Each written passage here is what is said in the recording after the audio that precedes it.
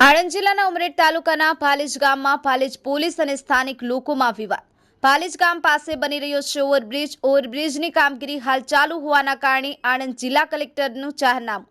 Traffic code અને ઉમરેઠ તરફ divert કરાયેલ ટ્રાફિકના વાહનો પાલેજ ગામમાંથી પસાર થતા હોવાથી ગામ અતિ ટ્રાફિકની સ્થિતિ। અતિ ટ્રાફિકના કારણે પાલેજ ગામના સ્થાનિક વાહન ચાલકો પરેશાન।